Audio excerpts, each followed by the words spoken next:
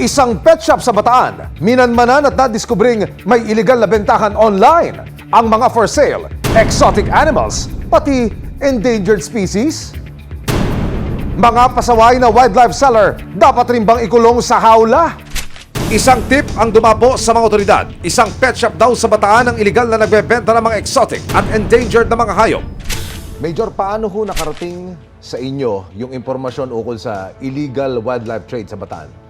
Bali po sir, nagkaroon po tayo ng isang informant using our Facebook page. Yung stasyon po kasi namin meron sariling Facebook page, kaya dito po nag-message yung isang informant regarding po sa ating suspect na nagbebenta nga po sa sarili niyang pet shop na walang rehistro sa Bataan.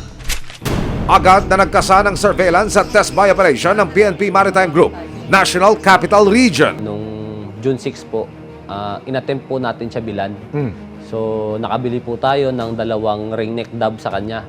After 2 days, nagkaroon naman po ng isang transaction at binila naman po natin ng ball python.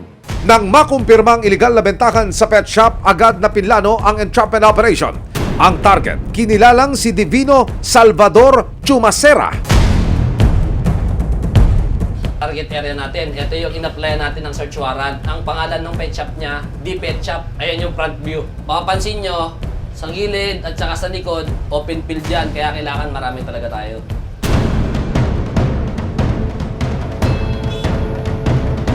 Mula sa Navotas City, sumugod ang grupo sa Bataan. Nang marating ng operatiba ang pet shop, 2 asset buyers ang nagpanggap na mag-asawa na nagkakanap ng kanilang fur babies. Alam kitang rabbit. Kuya, magkano po yung rabbit? Ha? 600. Yung pusa. Magkano bang pusa? Magkano po? Ito nga lang 5,000. Susunod, sa kalagitnaan ng pamimili ng ating fur parents, may iba ng offer si Kuya Seller. 2 iguana ang bumelat sa mga buyer. Isang red.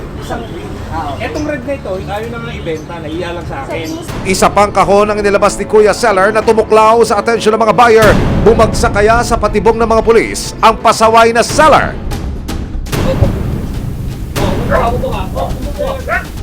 Search warrant yan para halugog yung lugar mo.